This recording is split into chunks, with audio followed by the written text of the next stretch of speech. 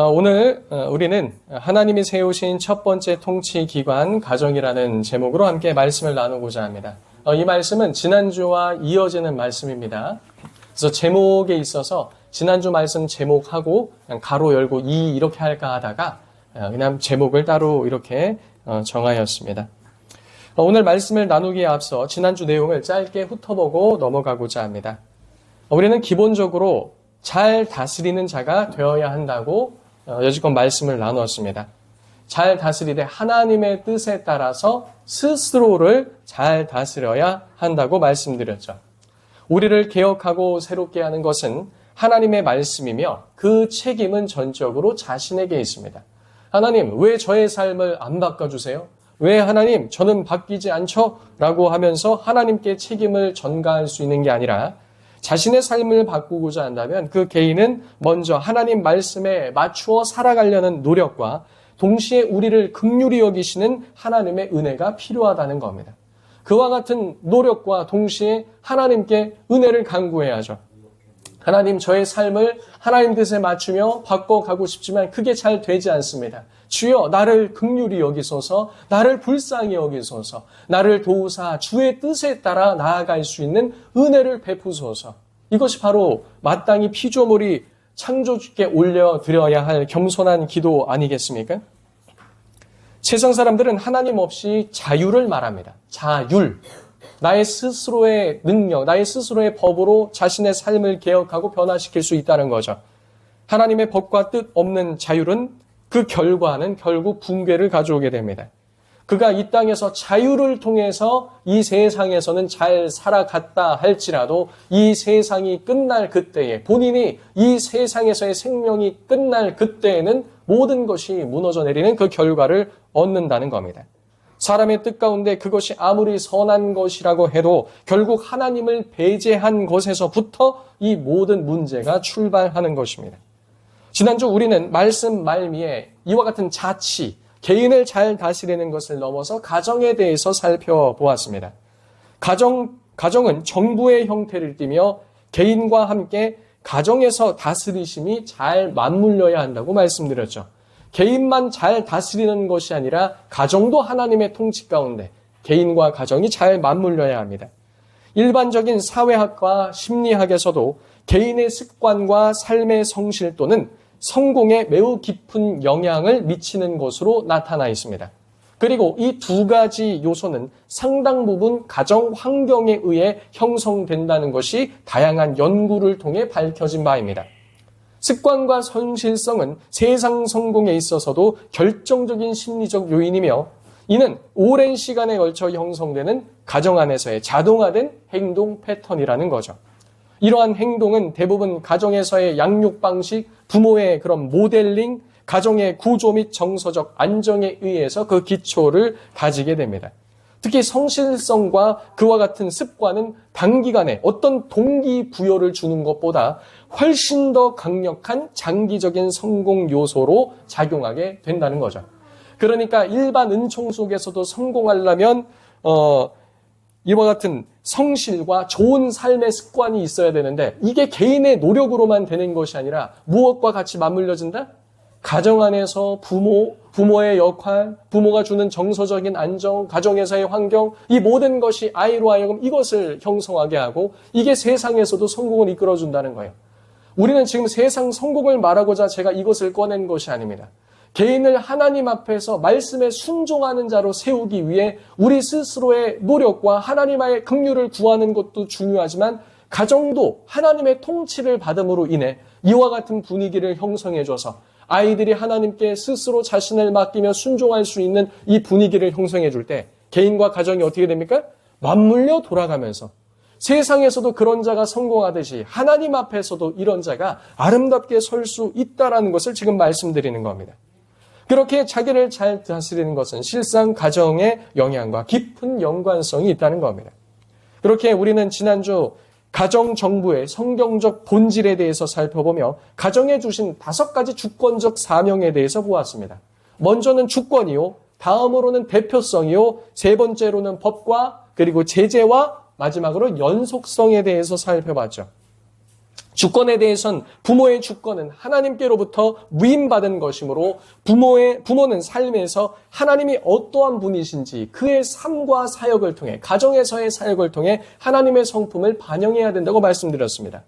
대표로서 가정 안에서 아버지는 그리스도를 대표하고 어머니는 아버지를 도와 함께 가정을 세우는 역할을 맡는다고 그랬죠. 그리고 법에 대해서는 가정 안에서 부모는 하나님의 법에 순종하며 자녀들을 주 안에서 부모에게 순종함을 통해 하나님의 통치와 주권이 가정 가운데 어떻게 영향을 미치는지를 보여줘야 한다고 했습니다. 그리고 네 번째로 제재는 부모는 가정 안에서 양육과 때로는 징계를 통해서 자녀 세대들이 가지고 있는 미성숙함을 성숙함으로 이끌어 갈 수 있도록 지도해야 될 책무가 있다는 것이죠. 그리고 마지막 연속성에 있어서는 주권적 사명 가운데 가장 중요한 부분으로 이 가족 공동체가 세대를 넘어 복음으로 확장되는 언약 공동체로 부르셨다는 사실을 우리는 기억해야 된다고 말씀드렸습니다. 그래서 부모는 가정 안에서 제자를 삼는 사명을 수행하는 첫 번째 사역자입니다. 자녀에게 있어서 이 세상에서 가장 처음 만나는 하나님의 사역자가 누구인가? 부모입니다. 누구라고요? 부모예요. 하나님의 모든 것을 보여줄 수 있는 존재라는 겁니다. 부모는 단지 자녀를 먹이고 입히는 존재가 아니라 하나님의 언약을 계승하는 하나님의 통로라는 사실이죠. 자녀는 가정 안에서 순종을 통해 그 언약에 동참하게 되며 이는 가정의 영속성과 하나님 나라의 확장으로 이어지게 됨도 말씀드렸습니다. 그래서 가정에서의 이 사역은 너무나도 중요합니다. 영원을 위한 사역인 것이죠. 우리가 어떻게 하나님께 영광을 돌리는 삶을 살 수 있을까? 자녀 세대로 어떻게 영광 돌리는 삶을 살 수 있을까? 세상에서 성공해서 마이크 잡고 하나님께 영광 돌립니다.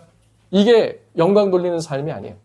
가정에서 부모는 하나님께서 위임하신 그 권위를 잘 사용함을 통해 하나님께 영광 돌리는 겁니다. 자녀들은 순종함을 통해 하나님께 영광 돌리는 겁니다.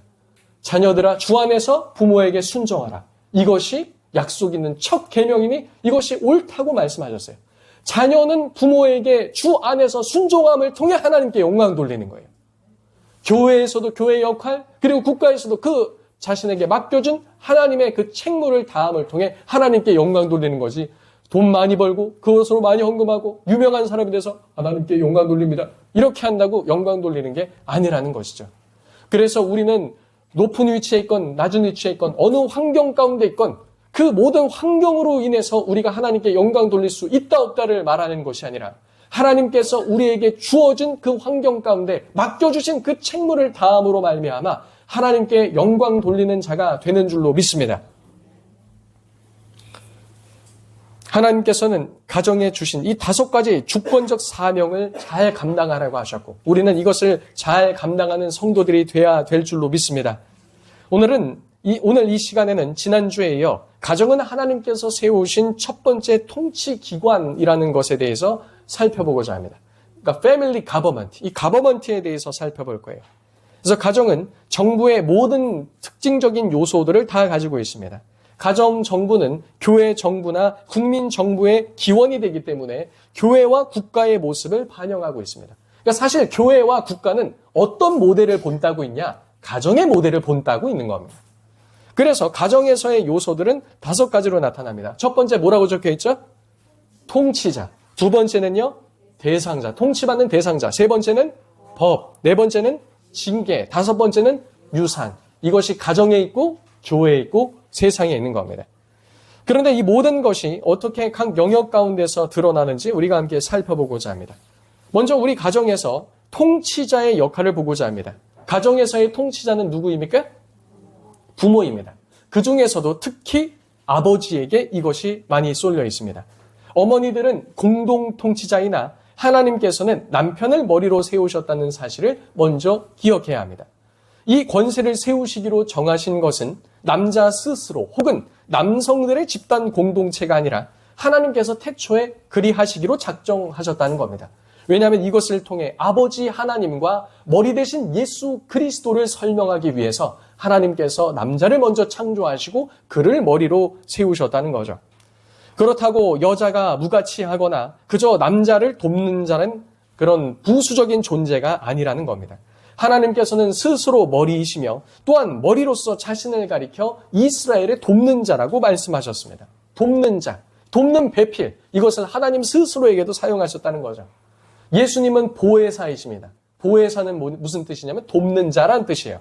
예수님께서 승천하시면서 무엇을 약속하셨죠? 또 다른 보혜사를 너희에게 보내시리니 라고 말씀하셨어요. 그럼 성령께서도 무엇 하시는 분이십니까? 도우시는 분이십니다. 부부도 성경에 따르면 서로 돕는 자입니다. 남편은 아내의 돕는 자, 아내는 남편을 돕는 자, 그리고 둘은 하나입니다. 아버지와 아들과 성령도 하나이시지만 다른 역할을 수행하시는 것과 같이 남편과 아내도 동일 본질이고 동일한 능력과 영광을 가지고 있지만 역할에 있어서는 서로 다르게 수행할 뿐이라는 사실입니다. 우리는 하나님께서 세우신 질서를 받아들이고 어떻게 이 아름다운 질서를 아름다운 상태로 잘 유지할 수 있을지를 고민해야 합니다. 하나님께서는 가정의 대리통치자로 부모를 두사 자녀를 말씀과 사랑으로 양육하고 훈육하는 자로 부르셨다는 거죠. 부모는 가정을 이끌고 보호하며 신앙과 인격을 세대 간에 계승하는 사역자가 되게 하셨습니다. 이 통치의 역할은 단지 명령하는 권위가 아니라 양육하는 권위입니다. 자, 명령하는 권위가 아니라 무슨 권위라고요? 양육하는 권위입니다. 자녀에게 하나님의 성품을 가르치는 모델입니다. 하나님께서도 우리에게 명령도 하시지만 명령만 하시는 것이 아니라 어떻게 하시죠? 우리로 하여금 장성한 분량에 이르도록 양육하시는 것처럼 부모의 역할도 그러하다라는 겁니다. 그리고 이제 그 모델은 교회로도 확장됩니다. 장로회 같은 경우, 우리 교단 장로교죠. 장로회 같은 경우 장로들이 그 역할을 맡습니다. 장로들은 가정 안에서 아버지와 어머니의 역할을 맡는다고 볼 수 있습니다. 장로들은 교회에서 말씀과 진리로 다스리며 성도들로 하여금 성경적 권면과 지도를 받게 하고 그리고 때로는 치리함을 통해 교회의 질서와 거룩을 유지하는 영적 지도자입니다. 서로 협력하는 공동 통치 체계인 장로회는 당회를 구성하여 가정에서 아버지와 어머니가 공동 통치하는 것처럼 다스린다는 겁니다. 아버지도 자기 마음대로 하는 것이 아니고 어머니도 자기 마음대로 하는 것이 아니라 부부가 어떻게 해야 되죠? 협의하고 회의하고 좋은 것이 무엇인지 무엇이 성경적인 것인지 논의하고 결정하는 것처럼 아버지가 결정하는 것처럼 장로의 구조도 두 장로라고 했어요. 목사도 무엇이죠? 장로입니다. 말씀을 가르치고 치료하는 장로. 그리고 소위 이제 장로님 하고 직분을 맡은 자도 이제 장로죠. 치리하는 장로고 한 사람은 교회의 대표이고 한 사람은 성도의 대표입니다. 그렇게 해서 서로 협의를 통해서 당회를 구성하고 그래서 성도님들은 세례 받을 때 무엇을 서약하죠? 당회의 권위에 복종하고 그 치리에 순목한다는 서약을 합니다. 이것을 통해서 건강한 협력과 견제와 그런 아름다운 균형의 구조를 맞추면서 나아갈 수 있는 게 바로 장로교의 교회 정치라는 겁니다. 디모데전서 5장 17절은 말합니다. 잘 다스리는 장로들은 배나 존경할 자로 알되 말씀과 가르침에 수고하는 이들에게는 더욱 그리할 것이니라 라고 말씀하고 있으며 히브리서 13장 17절에는 너희를 인도하는 자들에게 순종하고 복종하라. 그들은 너희 영혼을 위하여 경성하기를 자신이 청산할 자인 것 같이 하느니라. 그들로 하여금 즐거움으로 이것을 하게 하고 근심으로 하게 하지 말라. 그렇지 않으면 너희에게 유익이 없느니라 라고 말합니다. 교회에서의 권위는 그 당사자나 개인에게 있는 것이 아닙니다.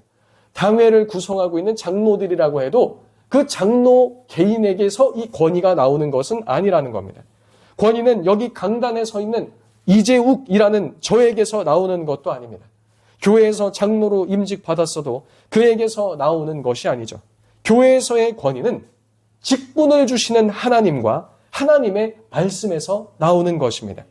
그래서 교회의 통치는 섬기는 리더십, shepherd 리더십, 목자와 같은 섬김이라고 할 수 있습니다. 목자장은 영원하신 한 분밖에 없습니다. 누구시죠? 예수 그리스도이십니다. 나머지 장로들은요, 그냥 목자장을 돕는 목동에 불과한 것입니다. 다음으로는 이와 같은 구조가 국가의 통치에게도 있습니다. 통치자에게도 있습니다. 오늘날에는 대통령, 내각, 그리고 의회, 그리고 재판관 등으로 나눌 수 있습니다. 이들이 해야 하는 역할은 정의로운 법 집행과 질서 유지, 국민을 보호하는 것입니다. 공동체의 공공선을 위해 통치해야 하며 서로 다른 부서에서 권력을 나눔으로써 견제와 균형의 원리를 실천해야 한다는 겁니다. 혹시 지금 연기 냄새 들어오죠? 안 들어옵니까? 저기 혹시 이중창 잠겨져 있는지 서우진 집사님 한번 확인해 보실래요? 혹시 냄새 많이 심하진 않으시죠? 이중창 잘 닫혀 있습니까? 네. 둘 다 닫아주세요.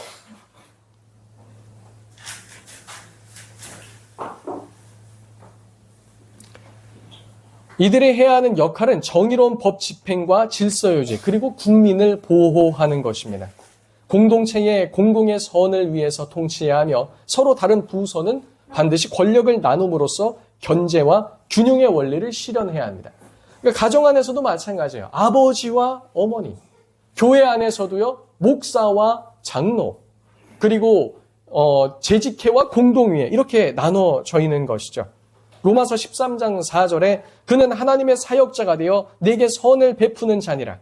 그러나 내가 악을 행하거든 두려워하라. 그가 공연히 칼을 가지지 아니하였으니 곧 하나님의 사역자가 되어 악을 행하는 자에게 진노하심을 따라 보응하는 자니라 라고 말합니다.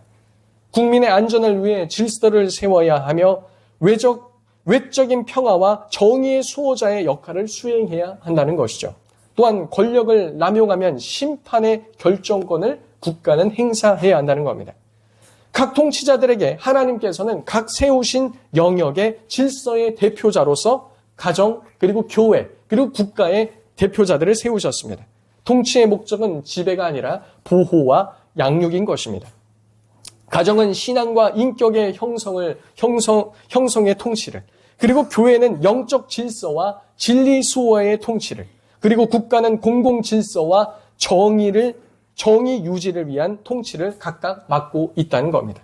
이 가정과 교회와 국가는 서로 독립적이지만 모두 하나님의 주권을 반영하는 대표권이라는 점에서 서로 연결되어 있습니다. 자, 이어서 하나님께서 세우신 권위의 복종함으로 질서를 이루는 자들이 있습니다. 모든 권위에는 통치받는 대상자가 존재합니다. 성경은 이 대상자들을 단지 수동적 존재로 보지 않으며 하나님이 세우신 질서 안에 책임 있는 순종을 통해 하나님의 뜻을 실현하는 실현자들로 보고 있다는 겁니다. 자, 그래서 가정 안에서는 통치자가 있으면 또 누가 있죠? 통치 안 받는 자가 있어요. 교회에서도 국가에서도 마찬가지입니다. 통치 안 받는 자들. 그럼 이 사람들은 누구냐? 위에 있는 그 통치자들이 뭐 기득권 지배계층이고 그럼 아래에 있는 자들은 뭐 프롤레타리아 계급이나 아니면 비지배계층인가? 그런 게 아닙니다. 이들은 책임 있는 순종을 통해서 하나님의 뜻을 실현하는 실현자들이라는 거예요. 그러니까 이렇게 계급론적인 구조로 보는 것이 아니라 위에 있는 자들은 섬기고 밑에 있는 자들은 순종을 통해 이것을 실현하고 이런 구조로 보아야 한다는 겁니다. 먼저 가정 안에서 다스림을 받는 자들은 자녀들입니다. 이들은 부모의 권위 아래서 훈련을 받고 그리고 배우고 순종하는 자입니다.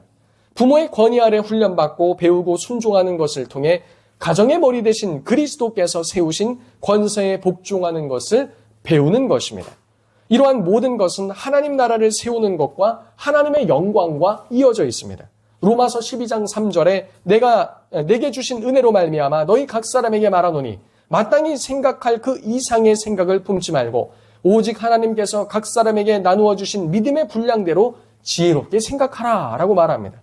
또 고린도전서 7장 17절에 오직 주께서 각 사람에게 나누어 주신 대로 하나님이 각 사람을 부르신 그대로 행하라. 내가 모든 교회에서 이와 같이 명하노라 라고 말합니다.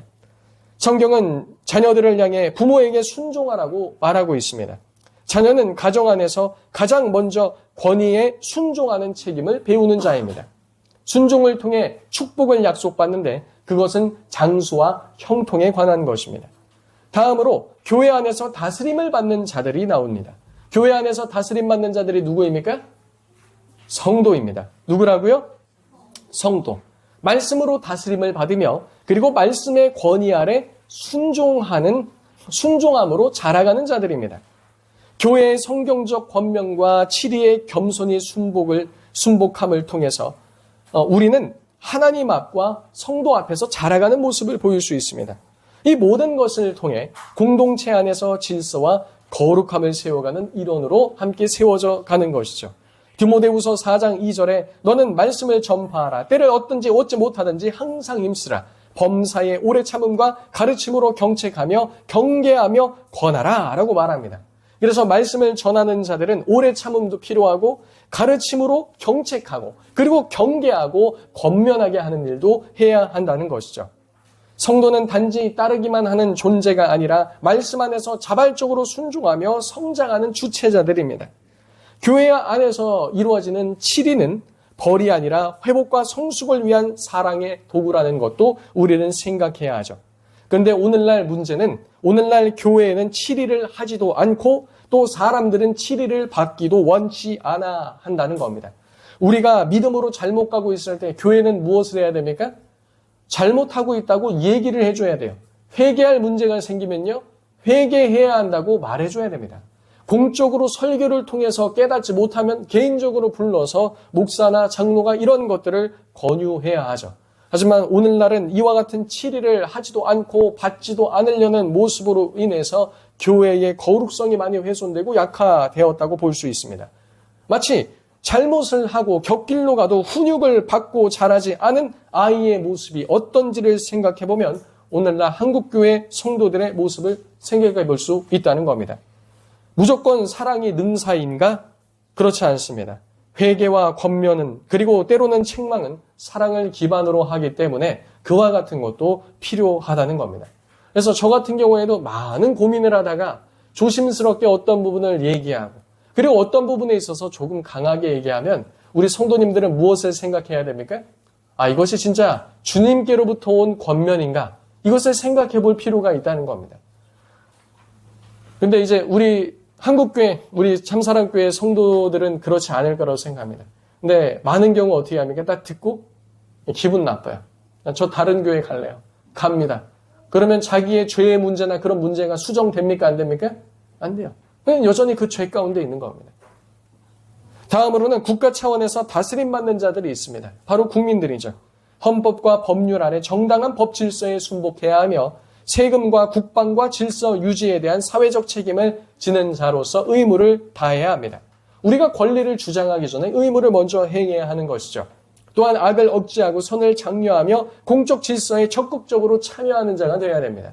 우리는 수동적으로 법을 어쩔 수 없이 지키는 자가 아니라 하나님을 믿는 자유로운 양심 가운데 세상 법도 잘 지켜야 한다는 겁니다. 로마서 13장 1절에 각 사람은 위에 있는 권세에게 복종하라. 권세는 하나님께로 나지 않음이 없나니 라고 말하죠. 국민은 수동적으로 복종하는 자가 아니라 공적 책임을 지는 하나님 나라의 대사라는 사실입니다. 단 국가가 하나님의 법을 위반할 때, 정책적으로 법리적으로 하나님의 나라와 교회를 대항할 때 교회는 공식적으로 그와 같은 저항권을 발동할 수 있음을 사도행전 5장 29절에 말하고 있습니다. 다스림받는 자가 단순한 복종의 대상이 아니라 하나님의 통치를 실현하는 책임 있는 존재라는 사실을 기억해야 하죠. 가정에서 자녀는 권위에 순종함으로 신앙과 인격을 배우며 교회에서 성도는 말씀에 따라 자라가고 교회를 세워가며 국가에서 시민은 법 아래서 정의와 공동선을 추구해야 한다는 겁니다. 권위와 책임은 동전의 양면이며 모든 다스림 받는 자는 하나님의 질서 안에서 자유롭고 책임 있는 존재로 살아야 할 책임이 있다는 겁니다. 자, 다음으로는 법입니다. 이는 하나님의 질서를 세우고 유지하는 수단이죠. 법은 질서를 위한 기준이며 징계는 그 질서를 유지하기 위해 조정하는 장치입니다. 하나님은 혼란과 무질서의 하나님이 아니라 질서의 하나님이시기 때문에 모든 공동체에는 반드시 규칙과 그 규칙을 지키도록 하는 조치가 존재해야 합니다. 가정의 법은 훈련 중심이며 교회의 법은 거룩과 회복이 중심이고 국가의 법은 질서와 정의를 중심으로 그 기능을 합니다. 이러한 법에는 반드시 징계가 수반됩니다. 가정에서 징계는 사랑의 표현이요 자녀의 영혼을 수월해서 구원하는 수단이며 교회의 치리는 정죄가 목적이 아닌 회복이 목표이며 최종적인 목적은 거룩의 회복과 공동체의 보호입니다. 그리고 국가의 형벌은 공공의 정의를 위한 법적인 강제력이며 선을 장려하고 악을 억제하는 역할을 한다는 것입니다. 이 세 영역의 법과 징계는 서로 충돌하는 것이 아니라 하나님 나라의 통치 질서에서 다양한 수준에서 작동하는 방식이라고 볼 수 있는 겁니다. 그래서 가정은 가정대로, 교회는 교회대로, 국가는 국가대로 이어지는 이 구조는 모두 하나님의 주권 아래서 서로 상호 보완적으로 작동해야 한다는 것이죠. 자, 그래서 가정이 무너지면요, 교회가 무너집니다. 그리고 사회도 무너집니다. 자, 교회가 무너지면요, 당연히 가정에도 영향을 받죠. 그리고 사회에도 영향을 받습니다. 국가가 무너지면요, 교회의 자율성과 하나님을 예배하는 이 자유로움에 대해서 침해를 받게 되며 이것은 우리 개인의 신앙생활과 가정에도 영향을 미칠 수밖에 없다는 것입니다. 그래서 이 세계가 어떻게 잘 돌아가야 됩니까? 하나님의 통치와 일반 은총 가운데 잘 돌아가야 한다는 것이죠. 자, 마지막으로 유산이라는 요소가 있습니다. 이 요소는 가정에서 가문, 교회에서는 화해, 국가 차원에서는 평화라는 요소로 유산이 나타납니다.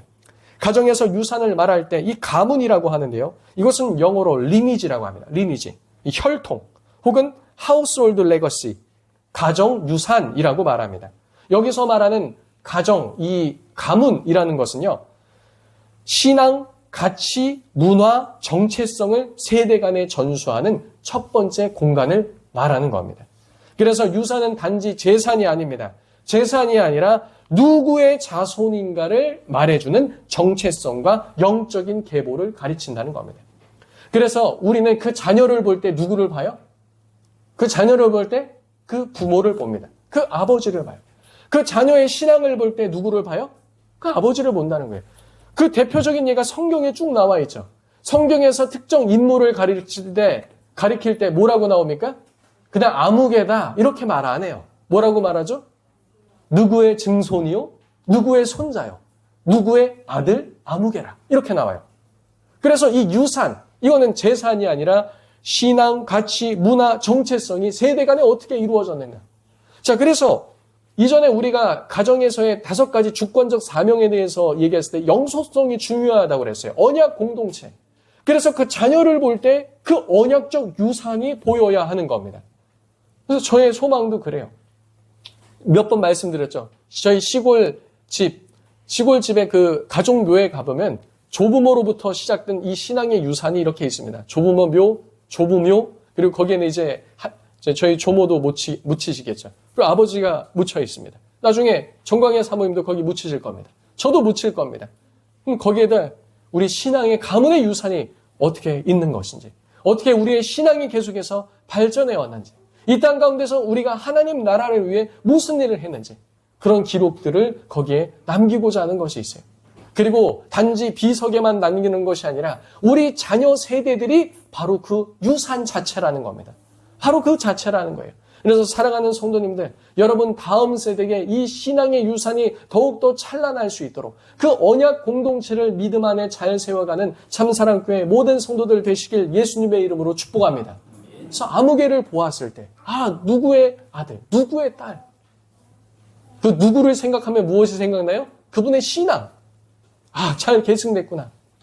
그래서 창세기 22장 18절에 보면 아브라함의 언약은 이렇게 말합니다. 내 자손을 통하여 땅의 모든 족속이 복을 얻으리라. 그래서 아브라함의 자손들도 누구의 자손이라 일컬음을 받죠? 아브라함의 자손. 아브라함과 이삭과 야곱의 자손. 이렇게 칭함받지 않습니까?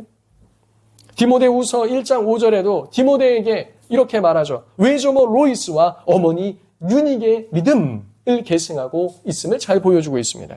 가정은 가문적 유산의 출발점입니다. 신앙, 가치관, 도덕, 윤리, 이름, 명예 등을 자녀에게 전하는 곳이자 이 모든 유산을 하나님 앞에서 충실하게 지키고 확장해 나가는 장소가 바로 가정이라는 것입니다.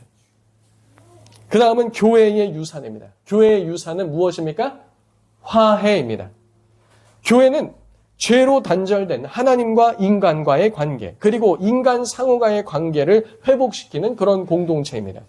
교회는 화해의 사역을 맡은 곳으로 고린도후서 5장 18절에서 19절은 말합니다. 하나님께서 그리스도 안에 계시사 세상을 자기와 화목하게 하시며, 또 에베소서에선 이방인과 유대인에 대해서 말하죠. 한 세 사람으로 화목하게 하사. 교회는 복음을 통해 하나님과의 관계를 회복시키고 그 결과 가정과 공동체와 인종과 세대 간의 화해를 이루는 장소로서 작용한다는 겁니다. 교회 안에는 용서, 회개, 은혜, 연합이라는 유산이 우리 안에 공유되므로 세상의 빛과 소금인 것을 나타내는 겁니다. 세상 공동체는 무엇으로 돌아갑니까? 자기 만족, 유익, 돈, 그리고 이해관계, 이런 곳으로 돌아가죠. 여기서 하나만 삐끗하면 어떻게 되죠? 하나만 삐끗하면 다 박살나는 거예요. 근데 왜 교회는 다를까? 왜 세상과 다를까? 다르죠. 다른 유산을 공유하고 있기 때문에 그렇습니다. 세상은 세상적인 가치관과 자신의 입맛에 맞는 그것을 유산으로 삼고 그것에 따라 움직이지만 우리가 하나님께로부터 받은 유업은 무엇입니까? 다른 차원에 있는 것이다 라는 겁니다. 그리고 마지막으로 국가의 유산은 평화입니다. 국가는 외부의 위협과 내부의 무질서로부터 시민을 보호하며 공공의 정의와 질서를 통해 외적인 평화를 유지하는 책임을 가진 제도입니다. 때로는 그 평화를 유지하기 위해 큰 결단을 해야 하기도 하고 때로는 전쟁을 불사하면서 그 일들을 감수하며 싸우기도 해야 합니다. 그래서 현재 우리가 발붙이고 살아가고 있는 이 자유 대한민국이 있는 거 아니겠습니까? 이 6월달 무슨 달이죠? 호국 보훈의 달. 이 땅이 그냥 이 땅으로 존재하는 게 아니에요. 그와 같이 평화를 유지하고 때로는 큰 피를 흘리며 그 감수를 했기 때문에 오늘날 우리가 이 자유 대한민국에 서 있다는 겁니다. 잠언 29장 4절에는 왕은 공의로 나라를 견고하게 하나라고 말하죠. 왕이 가지고 있는 정의와 공의로 평화가 유지될 수 있게 한다는 겁니다. 사람들은 질서와 권위가 없는 곳에 진정한 자유와 평화가 있다고 생각하지만 그것은 상당히 순진한 생각이죠. 질서와 권위가 없으면 사람들은 무질서와 혼란에 빠지게 됩니다. 국가는 검을 가지고 질서를 수호하고 평화를 지키는 사명을 위임받은 기관인 겁니다. 이는 강압적인 지배가 아닌 하나님의 질서를 반영한 평화로 개인과 가정 그리고 교회가 자기 사명을 수행할 때 그 환경을 마련해주는 역할을 국가가 한다는 겁니다. 개인이 그리고 가정이 교회가 안전한 울타리 속에서 자기의 역할을 잘할 수 있게 이 테두리를 누가 만들어준다고요? 국가의 평화가 만들어준다는 거죠. 가정이 없다면 계승되는 유산과 정체성이 사라지고 교회가 없다면 하나님과 우리와의 죄의 단절을 극복할 수 없으며 국가가 없으면 가정과 교회를 지키는 외적인 울타리가 사라지게 됩니다. 이 세 기관은 각기 다른 방식으로 하나님의 통치 질서를 유지하고 유산을 다음 세대로 이어서 계승하는 공동체적 사명을 수행합니다. 실제로 가정정부는 인간이 경험하는 첫 번째 정부입니다. 교회가 있기 전에 이미 가정정부가 세워져 있었으며 국가가 존재하기 이전부터 가정은 존재하고 있었습니다. 어떤 면에서 보면 교회 정부와 국가 정부는 모두 가정을 본따서 만든 구조라고 할 수 있죠. 우리는 성경의 역사를 통해 다음과 같은 결론을 도출해낼 수 있습니다. 즉 국가 정부의 기원은 아버지의 통치에서 비롯되었으며 이는 창조와 거의 동시에 시작되었다는 겁니다. 통치자와 부모의 의무는 여러 면에서 매우 유사합니다. 둘 다 맡겨진 이들의 행복을 위해 거룩한 의무로 헌신해야 하며 부모는 존경과 순종을 받을 자격이 있는 존재들입니다. 그리고 이 모든 것을 질서에 따라 아름답게 창조하신 하나님께 우리도 어떻게 해야 됩니까? 그 모든 영광과 순종을 올려드려야 할 의무가 있다는 겁니다. 하나님께서는 가정을 창조하셨습니다. 가정은 하나님의 설계며 성경은 가정을 공격하는 것을 하나님께서 세우신 기관을 공격하는 것으로 인식하고 있다는 겁니다. 성경은 남편과 아내의 관계, 그리고 부모와 자녀의 권위, 그리고 자녀에 대한 부모의 책임과 이 모든 것을 명확히 명시하고 있습니다. 바라옵기 원하는 것은 세상을 변화시키기 이전에 말씀으로 우리의 가정을 바로 세우고 나 스스로를 바로 다스리며 교회를 바로 세워나감을 통해서 하나님의 통치가 우리 개인과 가정과 교회에 그리고 이와 같은 교회들을 통해서 이 세상 가운데 바로 나타나는 그와 같은 역사가 있기를, 그와 같은 역사에 함께 일조하는 우리 참사랑교회 모든 성도님들 되시기를 예수님의 이름으로 축복합니다. 이 시간 우리 들은 내용으로 함께 기도하도록 하겠습니다.